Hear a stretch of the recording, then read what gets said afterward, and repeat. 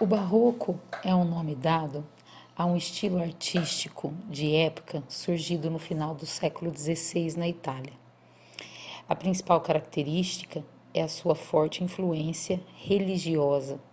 Isso ocorre devido ao contexto no qual ele se insere, que é marcado pela reforma protestante, né? A reforma da Igreja Católica, pela Contra-Reforma.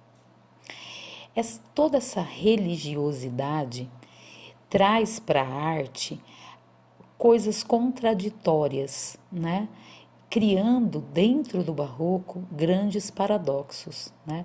De um lado toda a religiosidade, do outro lado um grande apelo aos prazeres sensoriais. Quais são as características do barroco? Esse culto ao contraste, né? Esse fusionismo do pessimismo, o feísmo, essa coisa pesada, feia, cultismo e conceptismo. Esses dois últimos que ocorrem dentro de estilos diferentes de escrita adotado pelos escritores da época. Além disso, a gente pode encontrar o uso frequente de figuras de linguagem como antíteses, paradoxos, hipérboles, sinestesias e até hipérbatos. Os principais escritores do barroco que nós estudamos, Gregório de Matos, o conhecido Boca do Inferno, e Padre Antônio Vieira. Ambos escritores escreveram tanto no Brasil quanto em Portugal, porque Antônio Vieira nasceu em Portugal e também esteve no Brasil, onde também escreveu seus sermões, e Gregório de Matos fez o caminho inverso, nasceu no Brasil e estudou em Portugal.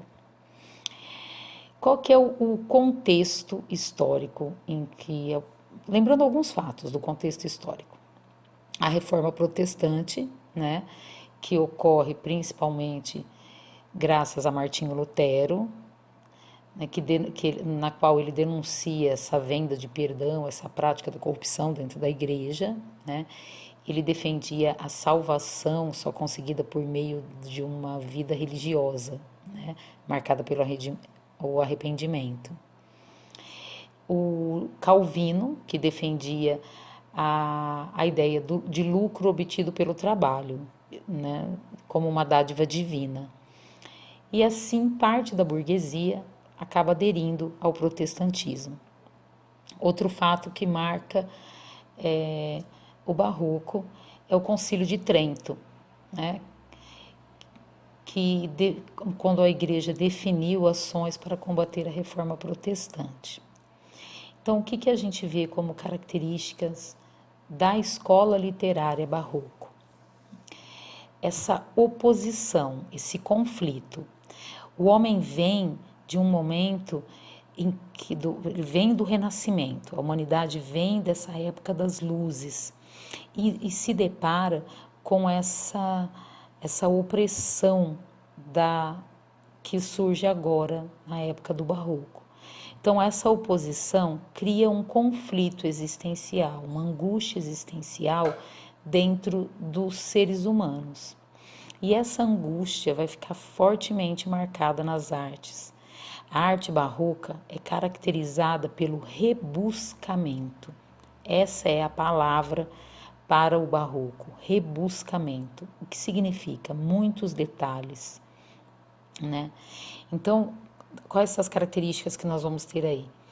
O antropocentrismo versus o teocentrismo, né? O sagrado versus o profano, a luz versus a sombra, o paganismo versus o cristianismo, a religiosidade, o racional versus o irracional, o material versus o espiritual, a fé versus a razão, a carne versus o espírito, o pecado versus o perdão, o céu versus a terra, o erotismo versus a espiritualidade, a juventude versus a velhice. Além desse contraste, desse culto ao contraste, né, Quais as outras características que a gente encontra aí, né, para reforçar? O fusionismo, que é essa fusão entre a visão medieval e a visão renascentista. As antíteses, os paradoxos, o pessimismo, essa fascinação pela miséria humana, pela crueldade, pela dor, podridão e pela morte.